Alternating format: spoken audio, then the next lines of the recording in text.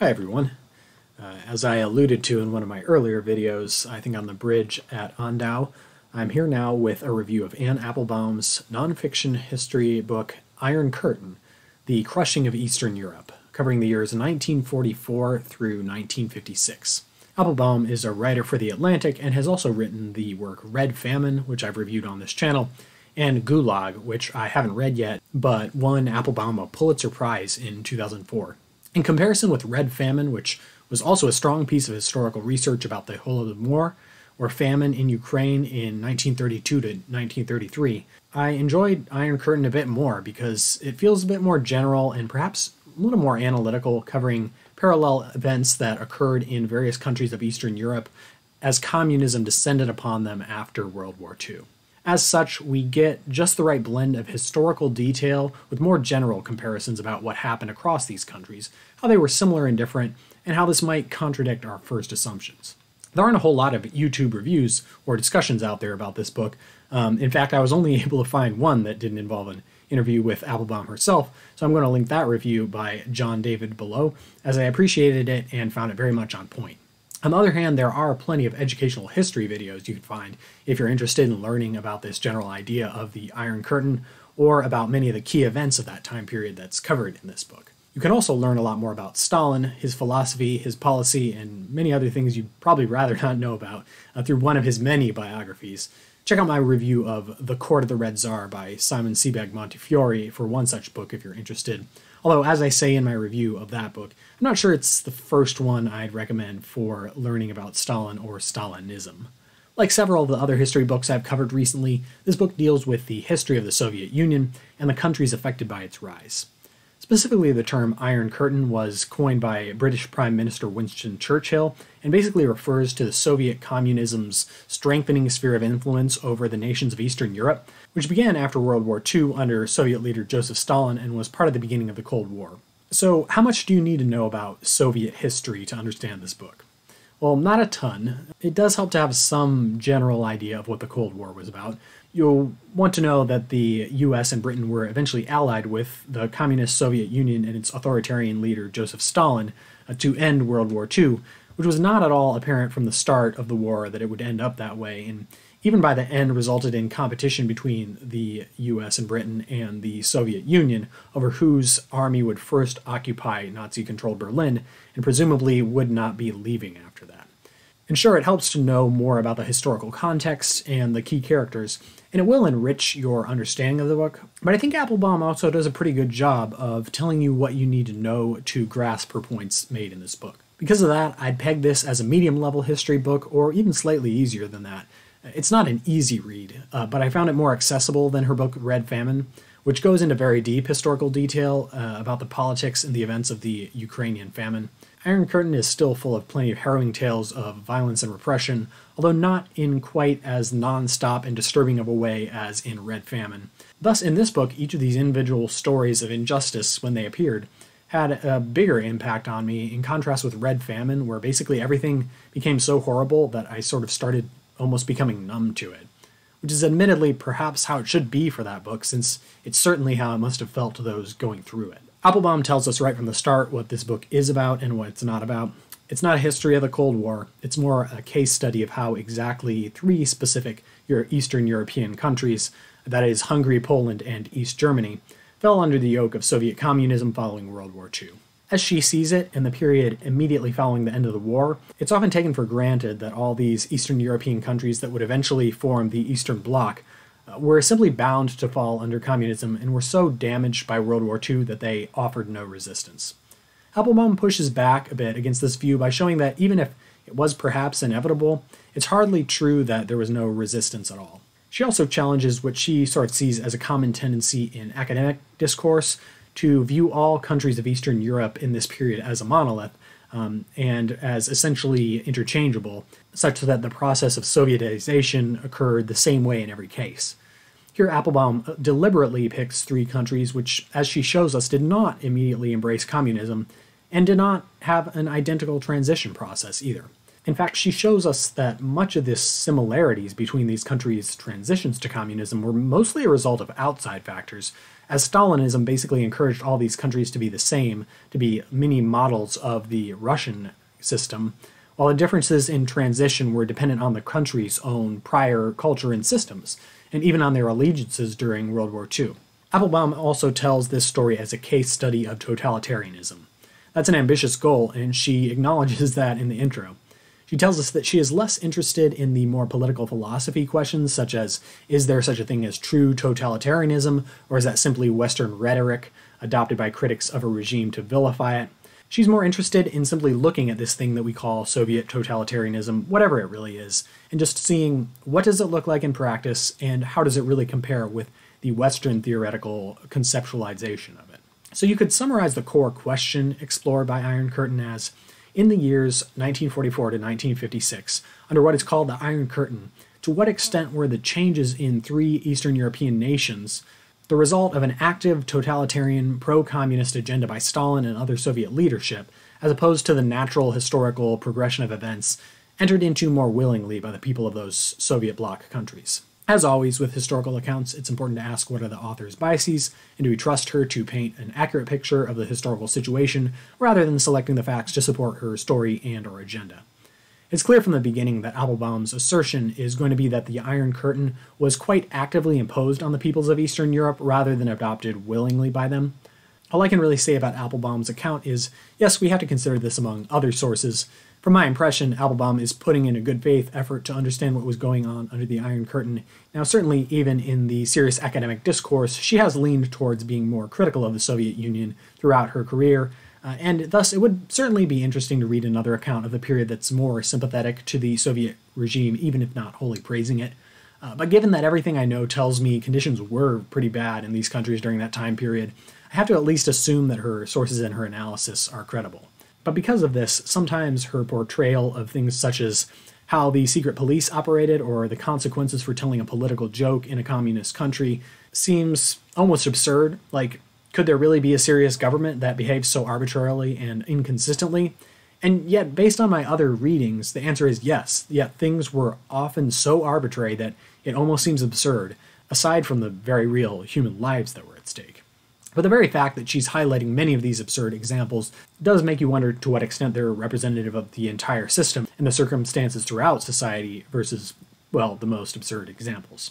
My reading is that it's probably a bit of both, which at the very least makes for a more coherent thesis and easier reading than we get from an absolutely random sampling of examples, but I'd certainly be interested to see other viewpoints of the period as well. Anyway, the first part of this book, which is probably the densest in terms of relevant information and background for understanding how the governments and political systems function in this time period, deals with the early period of transition to communism following the end of World War II. And in some ways, even before it was over, countering the notion held by some that communism only kind of swooped in after the war to clean up after the damages that had been left.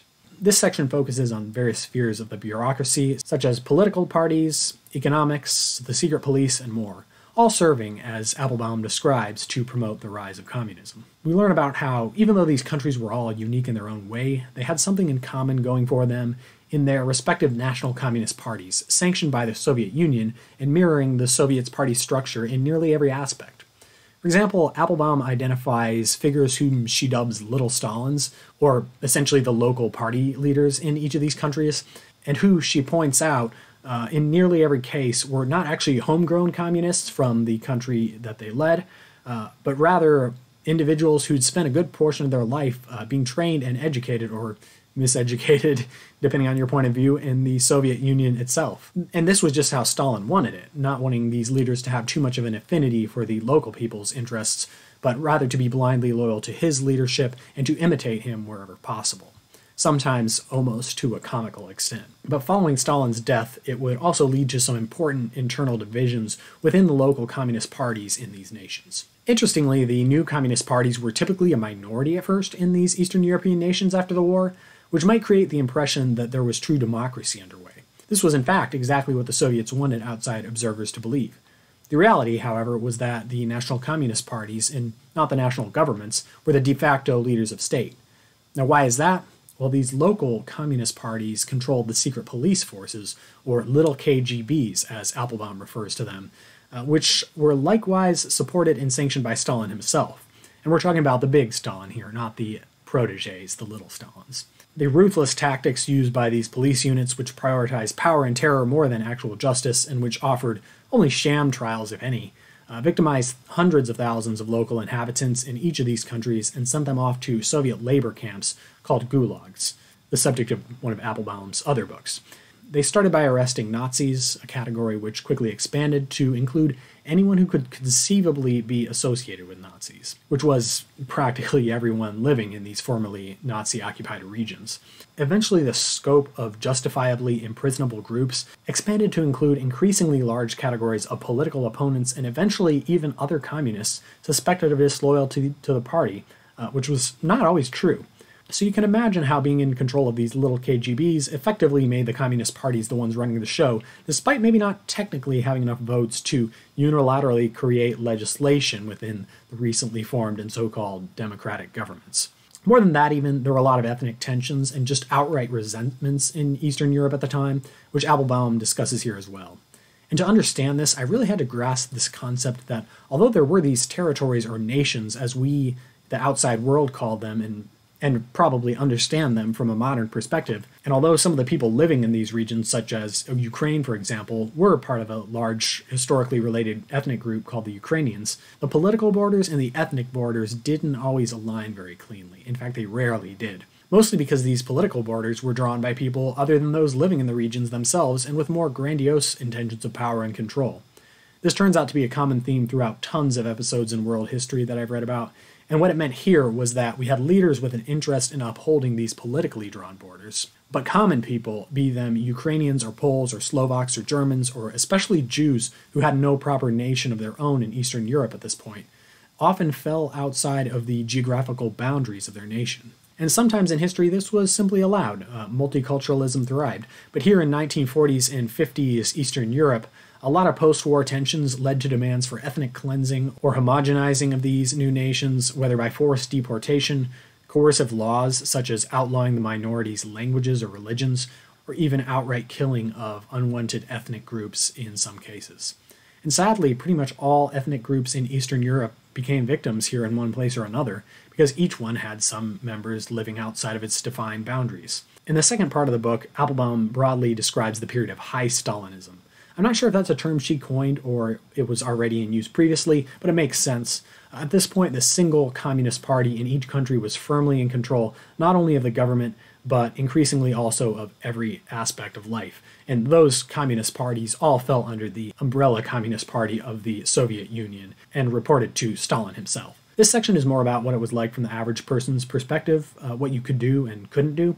And basically, it's about how the Soviet brand of totalitarianism, or whatever you want to call it, aimed to turn all the citizens into practically their own species of human, at least in a cultural sense. One where politics dominated every aspect of one's life, including even leisure activities like the chess club or the knitting society.